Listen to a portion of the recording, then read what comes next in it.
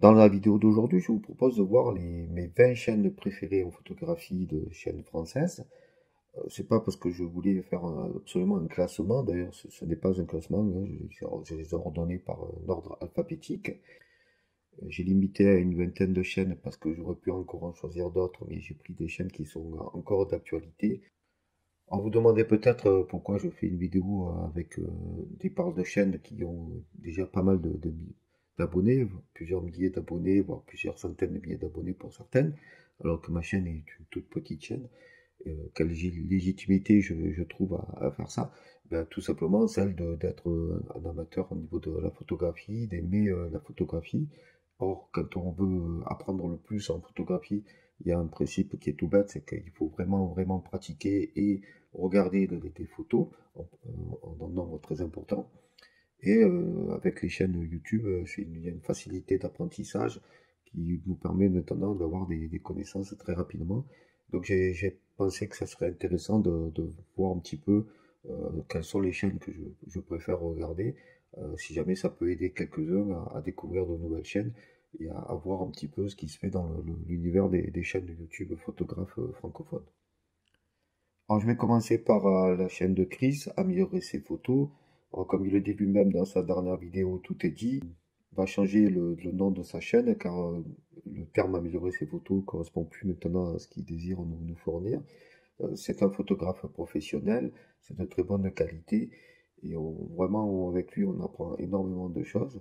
Alors, même s'il le dit, améliorer ses photos, c'est plus du tout la tendance actuelle. Il en reste pas moins que quand on regarde ces vidéos, on apprend beaucoup de choses sur la photographie, surtout en tant que professionnel. Ce que j'aime bien dans la chaîne de Chris, c'est que c'est un professionnel qui sait parler parfaitement au mode amateur. Il nous fait découvrir à la fois des astuces de professionnels et nous fait découvrir le monde un peu compliqué qui peut être, qu'on peut voir de loin quand on est très débutant, savoir gérer, parler, discuter et correspondre avec des modèles. On passe à la chaîne d'Antonio Gaudencio, donc c'est aussi un photographe professionnel. Cette fois-ci, par rapport à Chris qui faisait beaucoup du portrait, on a ici vraiment un photographe de paysage. Antonio est très didactique, il délivre d'ailleurs des formations sur la photographie de paysage. Et pas mal de vidéos qu'on va trouver sur sa chaîne gratuite sont des vidéos qui vont amener vers ces formations, mais ça reste quand même d'un très bon niveau, on apprend beaucoup de choses, même si ce sont avant tout des vidéos qui sont des vidéos portail vers ces formations, elles sont quand même de très bonne qualité et apportent beaucoup de choses pour le photographe qui voudrait se lancer dans la photographie de paysage avec un peu plus de connaissances que simplement le fait de pouvoir contempler par ses propres yeux et vouloir en transcrire ce qu'on peut voir lors de ces notamment voyages de façon simple en appuyant sur le bouton du déclencheur. Alors, outre le filtrage, ce qui est peut-être le plus important dans ce qu'il nous apprend, on va avoir beaucoup d'astuces et de façons, comme il dit lui-même, d'apprendre à valoriser ses créations afin de faire ressortir ce qu'il y a de plus important, de plus intéressant dans la photographie de paysage, différents contrastes qu'on peut avoir et qu'on a déjà exprimé pas mal dans la série sur la composition. On poursuit avec apprendre la photo. Alors, apprendre la photo, c'est une chaîne un peu particulière. Son auteur a débuté la photographie quasiment au même moment où il a débuté la chaîne. Et en fait, il est parti de zéro et maintenant il délivre des formations. Alors c'est vrai que ça a pu choquer certaines personnes au début par rapport au fait que partant de zéro, par rapport à certains photographes professionnels qui font ça depuis des années, il a peut-être été un peu mal vu de ce milieu-là. Mais il faut reconnaître que pour des amateurs qui débarqueraient sur la chaîne, il y a énormément d'informations qui sont développées. Et on parle aussi bien de la technique de base, comme on peut le voir ici avec l'exposition, l'ouverture, la vitesse d'obturation, la sensibilité, les différents modes, qui sont des apprentissages vraiment pour les débutants. Mais il y a aussi pas mal d'informations qui sont des informations au niveau de la culture photographique. Et ce qui est ça qui est intéressant avec cette chaîne-là, c'est que en étant un petit peu tout terrain, on voit vraiment par rapport à la photographie, aussi bien le côté amateur que le côté apprentissage avec un professionnel. Alors, certes, l'auteur ne se réclame pas comme étant professionnel de la photographie, mais il va rencontrer pas mal de professionnels et délivrer des formations avec eux. Et c'est ça qui est intéressant, c'est qu'on a à la fois le point de vue de quelqu'un qui a débuté la photographie il y a assez peu de temps, mais qui cherche à vraiment à avoir un apprentissage rapide et efficace, et qui maintenant se sent assez sûr de lui pour délivrer à la fois ses propres formations. Et ça peut être intéressant justement pour quelqu'un qui voudrait avoir ce type de parcours, passer de zéro à la connaissance la plus parfaite, sachant que la perfection n'est pas de ce monde. Et donc, il y a toujours quelque chose à apprendre, quelque chose à améliorer au niveau de la photographie. Et c'est un peu le but de cette chaîne, c'est apprendre la photo ensemble et pas à pas. On poursuit avec le studio de poche d'Arnaud Thierry.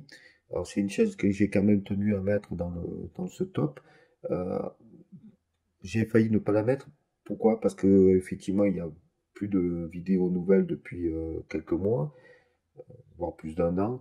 Et en fait, c'est parce que je pense qu'elle mérite quand même d'être encore connue. Déjà parce que son auteur, même s'il est parti euh, vivre pleinement son aventure de astronautique, et c'est une chaîne qui marche encore mieux que ce que marchait le studio de Poche, ça fait rien. Je pense quand même qu'il y a quand même beaucoup de qualité sur la chaîne pour un débutant. Il y a beaucoup de choses à apprendre dans des domaines très variés. Et il y a beaucoup de, notamment sur le développement sous Lightroom, mais également un petit peu aussi de la technique, et puis aussi sous toujours une philosophie qui est un peu particulière chez Arnaud. Il explique très bien les choses. Son passé de professeur n'est pas pour rien. Et puis surtout, il y a ce qui est le plus important, un trait d'humour qui n'appartient qu'à lui et qui fait que ses vidéos ne seront jamais réparbatives. Il y aura toujours quelque chose à prendre chez lui. Et à mon avis, c'est pour quelqu'un qui voudrait débuter et qui aurait un petit peu peur au niveau de la technique, de l'apprentissage de la photographie dans les bases. Le côté humour qu'a mis Arnaud dans ses vidéos va lui permettre d'apprendre très rapidement et très facilement et sans jamais s'ennuyer. Et ça, c'est quelque chose auquel je tiens particulièrement, car je pense que la photographie doit être avant tout un plaisir. La chaîne suivante, c'est Coaching Photo. Donc, Coaching Photo, c'est un peu la chaîne du papy de la photographie. Lui aussi, il met une patate terrible dans ses vidéos. Chaque fois, avec ses bonjours, les amis photographes, c'est qu'il y a quelque chose de très fort qui est mis en place. On apprend par petits bouts. Les vidéos sont rarement très très longues. Certes, il y a aussi pas mal de vidéos qui sont des vidéos pour pouvoir aller tout doucement vers le fait qu'il y a des formations payantes. Et ça fait rien. C'est quand même des vidéos avec un très fort apprentissage à chaque fois. Et vraiment, le fait que ce soit des vidéos courtes permet de ne pas être surnagé, de pas trop couler et d'avoir des informations très rapidement et aborder vraiment tous les thèmes de la photographie. C'est à la fois intéressant pour son côté didactique, mais aussi au côté de vraiment de dire, de parler directement. On a vraiment une relation directe qui se fait avec l'auteur de cette chaîne et c'est pour ça que je la recommande et elle n'est pas non plus très très connue par rapport au mastodonte des chaînes YouTube photographes français. Donc ça mériterait d'être un peu plus connu. Ensuite, on a la chaîne de Dimitri Lazare 2. Alors je dois avouer que c'est une chaîne que j'ai découvert il y a très peu de temps, hein, il y a que quelques jours. Mais la qualité de chacune de ces vidéos montre la qualité globale de la chaîne. Et on apprend déjà pas mal de choses pour des débutants également. Il y a un petit air au niveau du traitement de l'image qui fait penser que la chaîne survivra encore longtemps et nous apportera beaucoup. Et on a vraiment, certes, des informations assez classiques qu'on va retrouver dans beaucoup d'autres chaînes, mais je pense que Dimitri pourra nous apporter sa patte personnelle. Et c'est ça qui m'intéresse dans cette chaîne, même si elle est encore très récente. D'ailleurs, on voit qu'elle a pris énormément d'abonnés en très peu de temps, ce qui prouve la qualité de la chaîne et qu'elle peut plaire à beaucoup de monde. Donc je la recommande fortement, même si c'est une chaîne encore toute neuve. Après, nous avons un photographe belge qui fait la chaîne Déclic Numérique. Alors, Déclic Numérique, c'est la chaîne de Steve. C'est une chaîne vraiment très intéressante. Alors, difficile de parler de Déclic Numérique sans parler de la chaîne de Sylvain Lepoutre, donc mon petit réflexe, car en fait, Steve faisait fait la partie blog de Mon Petit Réflexe. Et ça, c'est ça qui lui a permis de lancer sa propre chaîne. Et on peut dire que c'est une très bonne idée, car la chaîne est particulièrement prolixe.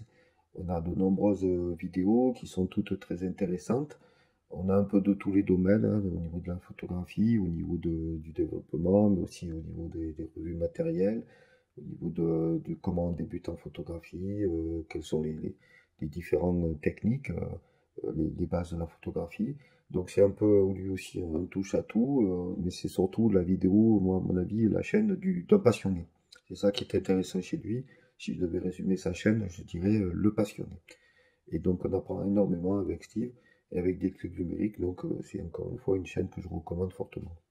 Bon, je pense qu'on ne présente plus la chaîne F1.4 de Sébastien Roignan, si vous connaissez un petit peu, si vous avez déjà parcouru les chaînes YouTube francophones sur la photographie, vous êtes forcément tombé au moins une fois sur sa chaîne.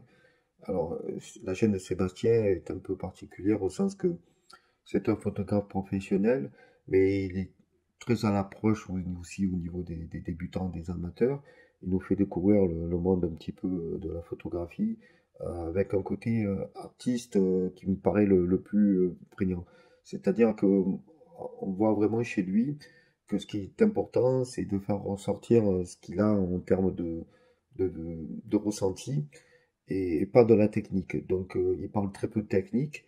Il va parler avant tout au niveau du savoir-faire par rapport à la composition, même s'il va partir un petit peu aussi dans le développement à une certaine période de la chaîne, mais un peu moins ces derniers temps, un peu moins aussi au niveau de la mise en scène, etc.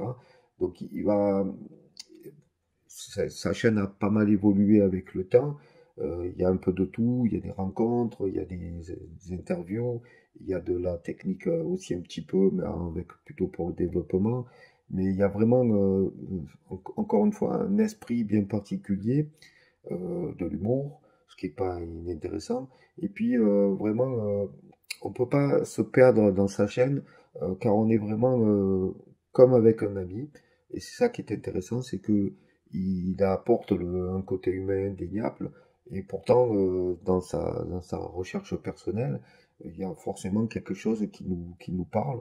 Et ne peut que s'y attarder. Et je la recommande même si, comme étant une des chaînes les plus connues de YouTube, je vous apprends rien quand j'en parle. La chaîne suivante, c'est celle de Full Frame. Alors c'est une chaîne qui est pas forcément dans les plus où il y a le plus de fréquences, où il y a le plus de vidéos, mais c'est quand même forcément une chaîne intéressante, ne serait-ce que parce que en termes d'humour, c'est quand même la plus déconnante, hein, on peut le dire. Même si d'autres chaînes, encore une fois, j'en ai parlé, ne sont pas absentes d'humour.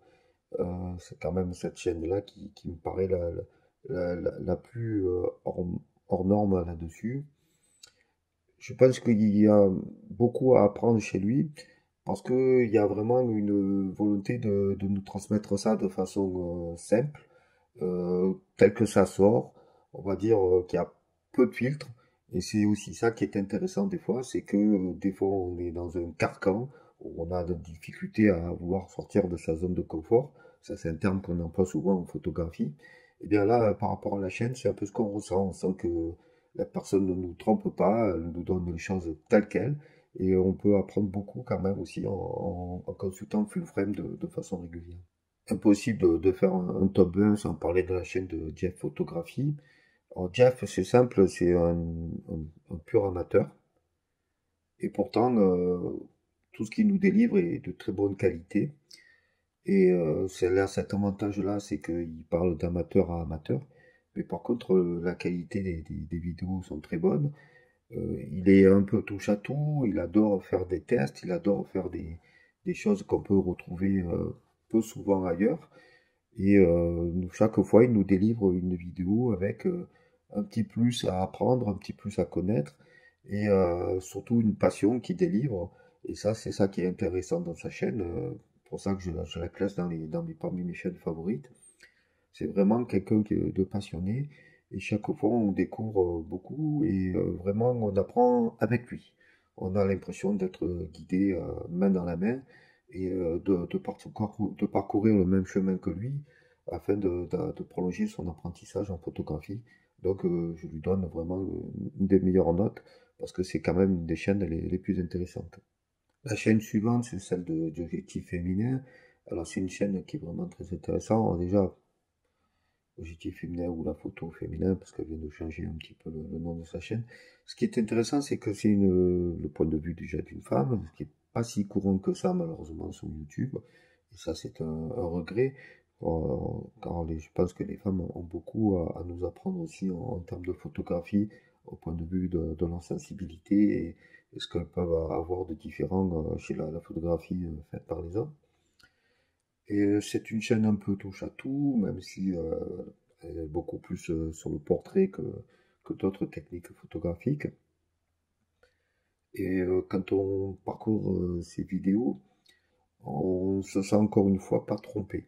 Et c'est ça qui est intéressant, c'est que la plupart des chaînes que j'ai sélectionnées ont ce côté-là où on sent que la personne désire vraiment nous apporter quelque chose, qui n'a pas simplement le but d'être là, visible, simplement au niveau du paraître, mais qui a vraiment derrière tout un parcours personnel à faire rejaillir et ressentir. Donc il y a une communauté qui n'est pas inintéressante.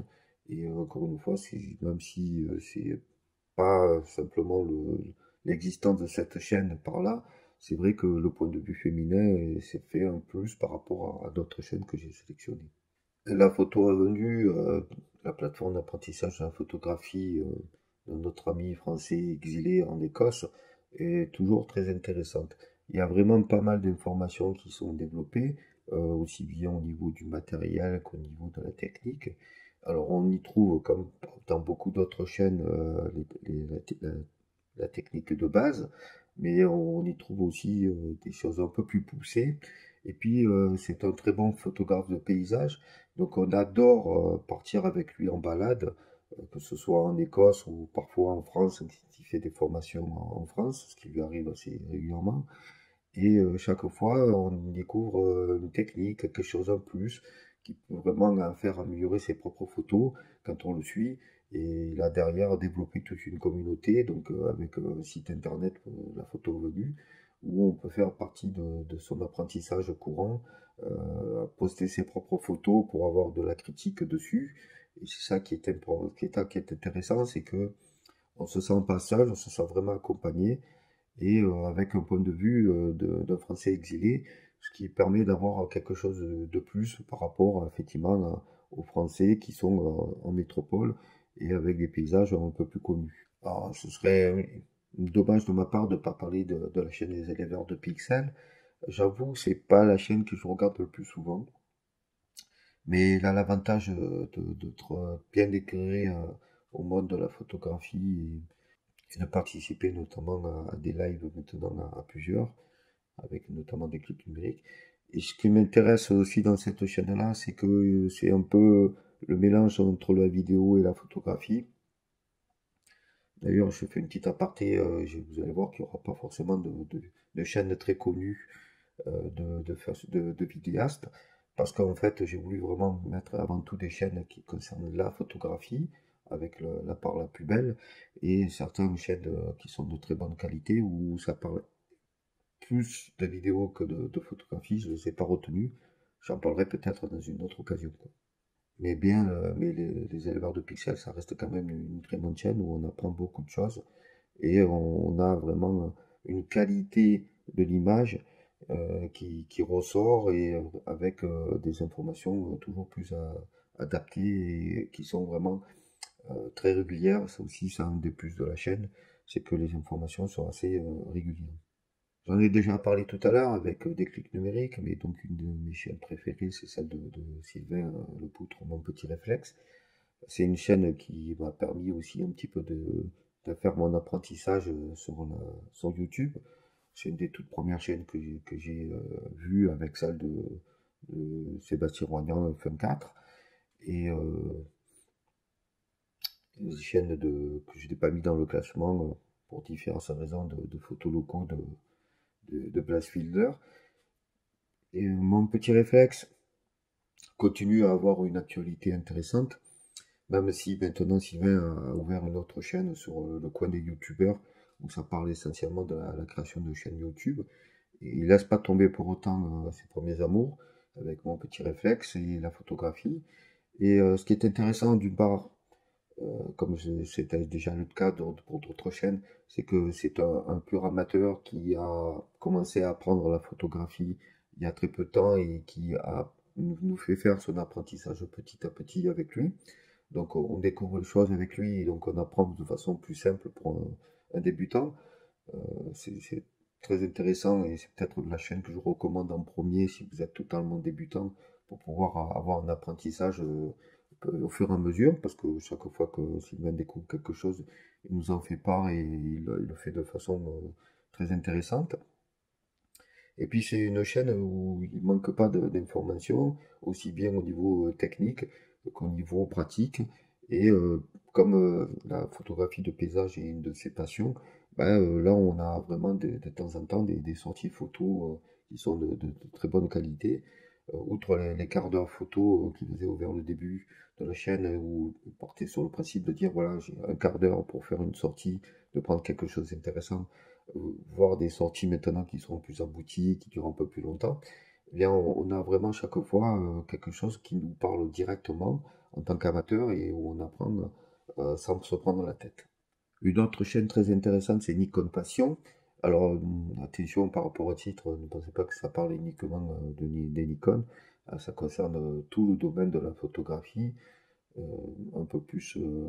C'est vu par un professionnel, donc il y a pas mal d'informations techniques. Et il y a un apprentissage là aussi qui peut être très intéressant par rapport à un débutant, car c'est vraiment la chaîne que je dirais d'un passionné. Il y a vraiment le côté de faire passer, c'est pas pour rien que c'est dans le titre de sa chaîne, cette passion qu'il a pour la photographie et qu'il va vous transmettre. Et du coup, il y a les choses qui sont dites de façon claire, nette, et avec derrière une passion qui vraiment se transmet de façon très bien à travers les différentes vidéos. C'est une chaîne qui est aussi une chaîne assez prolixe. Il y a énormément de vidéos qui ont été postées dessus. Et donc, on a vraiment, quand on débute, de quoi apprendre pendant des heures et des heures, si on consulte l'entièreté de ces vidéos. Donc, je la recommande aussi fortement. C'est pas parmi mon top 5 on va dire, mais il fait partie vraiment moi, à mon avis, des 10 meilleures chaînes de photographie. Alors, je tenais à parler de la chaîne Oui Oui Photo, parce qu'à mon avis, déjà, c'est une chaîne qui est un peu à part par rapport aux autres. C'est une chaîne d'une personne dont on voit jamais la tête. Et ça, c'est assez intéressant aussi, parce que ça fait la part belle à vraiment l'explication, l'image. Euh, certes, moi-même, je m'y mets, j'apparais dans mes vidéos à pas mal de reprises, parce que je pense que c'est aussi par un vecteur intéressant que de se montrer, de mettre de l'humain dans nos chaînes et de transmettre ça en espérant transmettre la passion de la photographie. Mais oui, oui, arrive parfaitement à nous transmettre la passion qu'il a pour la photographie et pour le développement des photos à travers ses séries sur Lightroom ou Photoshop, mais tout en n'ayant pas d'apparence à l'écran. Et je pense que c'est aussi intéressant d'avoir ce type de chaîne-là. Il faut dire qu'il a une voix un peu particulière qui fait que ça passe très bien déjà. Et ensuite, il fait vraiment la démonstration par la démonstration. Et parfois, il y a des chaînes qui sont un peu confuses, où on a certes des personnes qui parlent pendant longtemps, etc., mais qui apportent finalement à très peu. Là, ça va à l'essentiel, et on voit vraiment directement à l'écran la démonstration de ce qu'on peut avoir comme information au niveau de la photographie et du développement de celle-ci. Alors, impossible de faire un top 20 sur les chaînes de photographie francophones, YouTube, sans parler de photosynthèse. Si je devais faire un classement, ce serait peut-être même un peu la première chaîne, celle que je mettrais en tout premier, parce que c'est vraiment la chaîne, comme ça indique, la chaîne de la culture, de l'histoire de la photographie, et on apprend énormément de choses en apprenant l'histoire de la photographie et des photographes. Et je pense que c'est là, pour reprendre une toute première phrase que j'ai indiquée dans l'introduction de cette vidéo, Ce qui est important le plus pour moi, c'est que la photographie, ça s'apprend certes par des livres, par de la vidéo, par toute une documentation, mais ça s'apprend essentiellement par l'expérimentation d'une part et par la connaissance de ce qu'ont fait ses pairs. Et vraiment, regarder des photographes et des photographies en permanence, c'est ça qui va nous apprendre le plus. Voir ce que nos contemporains ont fait, nos ancêtres ont fait, voir ce qu'avant, avec moins de techniques, on arrivait à faire et ce qu'on peut faire maintenant avec un peu plus de moyens, avec l'avènement du numérique. C'est aussi ce que nous apporte l'autosynthèse. C'est toute cette histoire-là.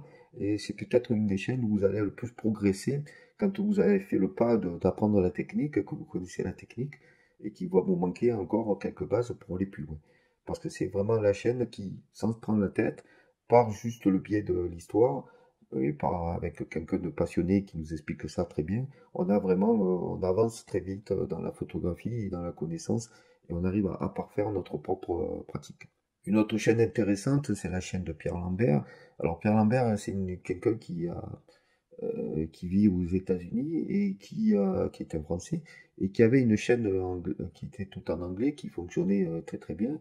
Et depuis peu, il a décidé de faire la version française et grand bien lui en a pris, car franchement, il aurait été dommage pour ceux qui parlent peu l'anglais de perdre toutes les informations et tout le savoir qu'il a à nous apporter en termes de photographie, de connaissances en photographie. Impossible de ne pas remarquer la passion qui l'anime par rapport à la photographie.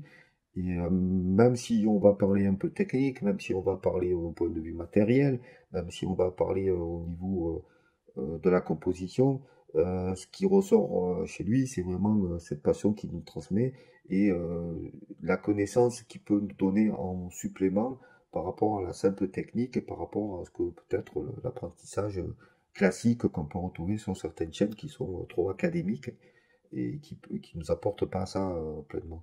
Donc avec lui, on apprend beaucoup et c'est passionné et c'est surtout passionnant et il n'y a pas de temps mort, c'est vraiment très bien rythmé et chaque vidéo est un petit bijou. Alors quand je parlais au niveau des mastodontes des chaînes vidéo, celle de Serge Ramelli forcément en est une. Alors j'en parle quand même, même si c'est une chaîne qui est essentiellement en anglais. Alors déjà parce que c'est un photographe français, parce qu'il a quand même aussi quelques vidéos parmi les plus anciennes qui sont des vidéos en français, entièrement en français, et parce que il y a aussi quand même une patte bien particulière chez lui qui est à retenir et qui peut être intéressant pour des personnes qui voudraient en débutant avoir déjà ce style un peu particulier qu'on retrouve chez lui. Et là-dessus, je pense pas que la barrière de l'anglais soit un problème. On peut faire passer outre cette difficulté parce que déjà, bon, ben, faut bien le dire, il a un accent anglais qui rappelle celui qu'on peut avoir quand on est français. C'est-à-dire qu'on comprend forcément un peu plus facilement qu'un anglais natif ou un américain. Et puis bon, surtout le fait qu'il vive aux États-Unis, ça aussi des paysages et des endroits qu'on peut retrouver dans ses compositions, dans ses sorties, qu'on n'aura pas en France et qui peuvent intéresser des gens qui n'ont pas encore l'habitude, ou même qui sont déjà allés sur place et qui voudraient retrouver ces ambiances-là. Donc il y a, voilà, il y a la patte particulière, son style bien particulier, et après, derrière, bon, c'est clair qu'il y a aussi le but, c'est de faire acheter les différentes formations qu'il peut faire, et qui sont de très bonne qualité, mais bon, qui sont peut-être pas ce qui va vous intéresser le plus si vous êtes débutant. N'hésitez pas à parcourir ces nombreuses vidéos. Vous en apprendrez tout autant, même peut-être plus que par rapport à des formations payantes, ce que je ne recommande pas forcément, hein. Mais je pense que pour moi, il y a deux mondes. Il y a le monde qu'on peut avoir dans l'apprentissage au niveau de ces chaînes et de ces vidéos gratuites. Et il n'est pas inintéressant de basculer un jour en termes de formation si vous voulez aller plus loin. Mais il faut vraiment déjà se sentir à l'aise en apprenant la base, en apprenant vraiment tout ce que peut être transmis de façon gratuite sur Internet. Et il n'est pas effectivement inintéressant de passer parfois au payant pour avoir beaucoup plus d'informations et en tout cas condensées dans des vidéos de plusieurs heures. Alors on trouve aussi la chaîne de Sonic Photographie. On va dire que c'est la chaîne au niveau de l'apprentissage, comme il l'indique lui-même, exigeant d'être un apprentissage accessible et ludique. Et c'est clair qu'il y a une patate qui est donnée dans ces vidéos qui fait que ben, franchement, on est accroché du début à la fin de la vidéo. Et quand à la fin de la vidéo, on arrive avec le petit bêtisier, ce n'est pas inintéressant parce qu'on a beaucoup d'humour, on a beaucoup d'apprentissage qui est fait avec de la passion également. Euh, il y a un peu de tout dans ces vidéos. Il y a de la technique, il y a au niveau de l'apprentissage vraiment pour le débutant, avec quelque chose qui m'intéresse beaucoup chez lui, le côté dégradé, c'est-à-dire que on va pas faire les choses avec vraiment tout d'un coup délivré. On va avoir vraiment un tout début avec ce qu'il faut savoir. Dès qu'on a un petit acquis, ses premières vidéos, il passe à un niveau supérieur. Et petit à petit, comme ça, on apprend de plus en plus, mais en ayant la base solide qu'il avait promulguée à bien avant. Et c'est ça qui est intéressant, c'est qu'il y a comme ça un il y a une avancée qui est nette dans son apprentissage et qui peut être faite au fur et à mesure. On va pas délivrer, il va pas délivrer, il va pas nous parler comme ça des filtres ND sans avoir parlé avant au niveau de l'exposition, qu'est-ce que ça rapporte, etc. Et donc si on suit de façon un peu logique son parcours, on va vraiment passer du stade 0 au stade très avancé et cela sans perdre le côté didactique avec de l'humour. Donc c'est une des chaînes que je recommande quand même aussi, même si c'est pas forcément celle avec laquelle je vais être moi le plus accroché, parce que c'est une chaîne qui va un peu ressembler à ce que je connais déjà et qui va pas m'apporter beaucoup plus, alors que d'autres chaînes, on a vu, parfois peuvent apporter plus parce qu'il y a une patte, quelque chose qui est transmis, qui n'est pas forcément le cas avec Sonic, mais attention, je la recommande quand même très fortement. Donc on en a terminé avec ce top 20. Je pense qu'avec ça, vous avez de quoi faire largement votre apprentissage sur le YouTube français au niveau de la photographie. Il en manque forcément parce que bon, d'abord il en est de façon très régulière. Des chaînes qui sont pas encore assez connues et qui vont l'être peut-être plus tard et qui changeront le classement. Mais pour moi, c'était intéressant de vous parler au moins de ces chaînes-là. Je vais vous parler encore de quelques chaînes qui restent, notamment la chaîne Nowtech. Alors pourquoi j'en parle? Alors, parce que c'est une chaîne qui concerne aussi la photographie, même si c'est une chaîne qui est essentiellement tournée vers les nouvelles technologies. Alors pourquoi j'en parle? Parce que en fait cette chaîne-là, même si c'est pas une chaîne totalement dédiée à la photographie, il y a une qualité des vidéos qui pour tous les sujets, mais aussi, et c'est ça qui nous intéresse pour la photographie, une qualité telle de travail qui fait que à la fois c'est ça qui fait qu'ils n'en sortent pas 3 milliards non plus, et il y a vraiment beaucoup d'informations qui sont données avec du travail derrière, qui fait que c'était impossible de ne pas en parler du tout. Euh, Ce qui ça mériterait, c'est qu'il y ait un peu plus souvent de vidéos sur la photographie, parce que, encore une fois, il y a un tel travail, un tel rendu, une telle qualité dans l'image, le son, et vraiment un soin qui est apporté à chacune des vidéos, qui fait que c'est sûrement la chaîne au niveau technologie qui est la plus aboutie. Alors, parmi les chaînes dont je voulais vous parler, même s'il n'apparaît pas dans le top 20, il y a la chaîne de Frédéric de Tézy. Donc c'est une chaîne qui est un peu en sommeil là depuis quelques mois. J'espère que son auteur reviendra de façon plus régulière comme c'était le cas à une époque. C'est là vraiment la chaîne des sorties photos. Frédéric a la chance d'habiter dans un endroit où il peut faire des sorties qui sont pour nous montrer des images à couper le souffle.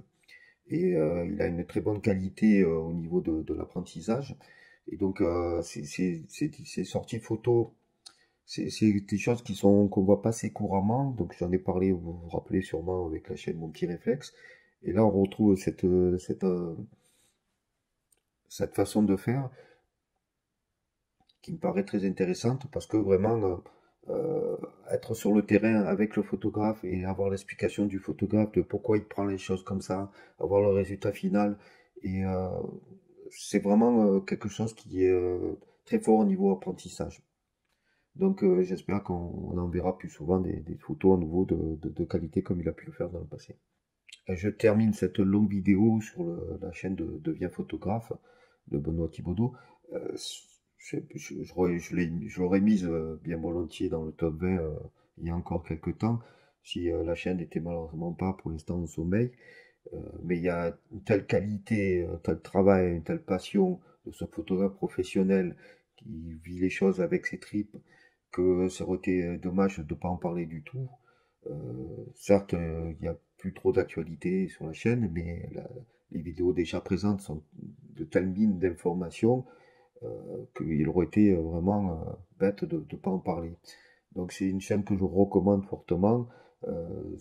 Les informations qui y sont présentes, de toute façon, ne se dégradent pas avec le temps, hein, ça restera toujours d'actualité. Voilà, j'en termine sur cette longue série sur les chaînes des francophones, des youtubeurs photographes. Je pense que c'était intéressant d'en parler et pour certains, vous allez peut-être en apprendre quelques-unes. J'espère comme ça vous avoir apporté un petit peu, un petit plus. Allez, on se retrouve bientôt et notamment pour la suite des vidéos sur la composition.